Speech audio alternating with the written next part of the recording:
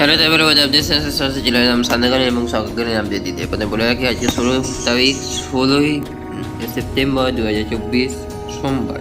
আজকে ওয়েদার কেমন থাকবে আজ দেখা যাচ্ছে সকাল থেকে হুগলি, হাওড়া, কলকাতা সব জায়গায় কিন্তু বৃষ্টি চলছে এবং কলকাতা থেকে এখন অনেকটাই দূরে রয়েছে জামশেদপুরে রয়েছে এই মুহূর্তে নিম্নচাপটি। এবার আস্তে আস্তে কমবে বৃষ্টির পরিমাণ। আজকে সকালের দিকে হলো বেলা বা দুপুরের দিক থেকে কিন্তু আবহাওয়া উন্নতির সম্ভাবনা রয়েছে।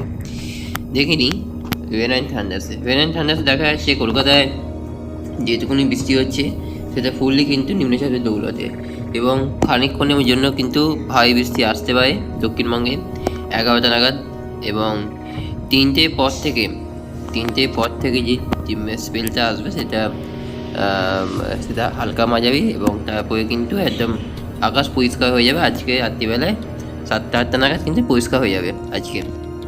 সো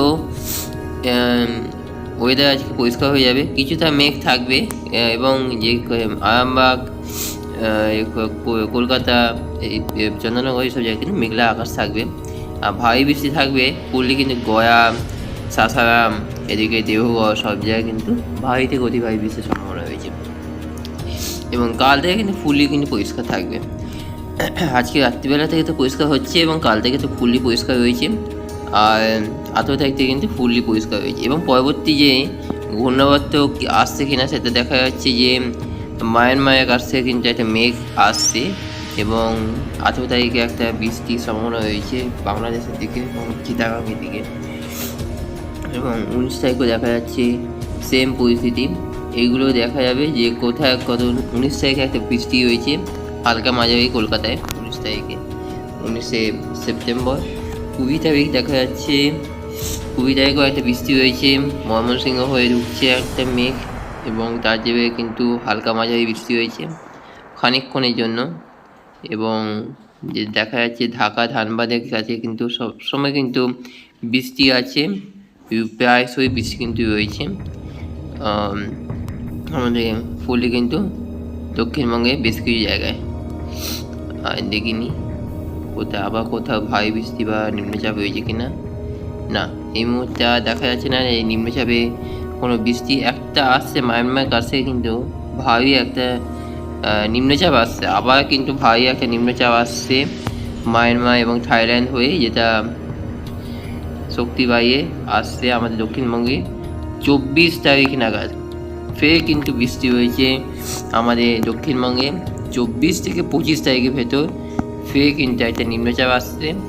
25 তারিখে কিন্তু বেশ কিন্তু দাপাবে এই নিম্নচাপ এখন গন্তব্যস্থল রাখছে উত্তরবঙ্গের দিকে, কিন্তু দক্ষিণবঙ্গের দিকে বেশিক্ষণের জন্য নয়। দেখে নিই এই নিম্নচাপের উৎপত্তি কোত্থেকে হচ্ছে, সেই কিন্তু দক্ষিণ চীন সাগর থেকে কিন্তু সেই কিন্তু উৎপত্তি হচ্ছে এবং যে দেখা যাচ্ছে ভিয়েতনামের কাছে কিন্তু 18 তারিখ নাগাদ সেটি কিন্তু নিম্নচাপের রূপে হয়েছে, অতি গভীর নিম্নচাপের মধ্যে রয়েছে এবং সেটি কিন্তু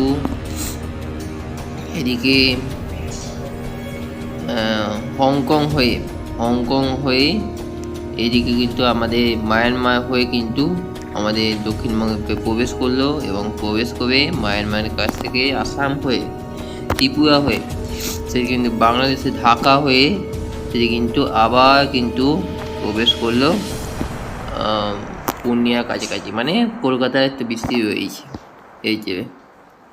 তো নিম্নচাপে পিছু ছাড়ছে না, পরবর্তীকালে আবার একটা বৃষ্টির স্পেল আসতে পারে 25 তারিখ নাগাদ।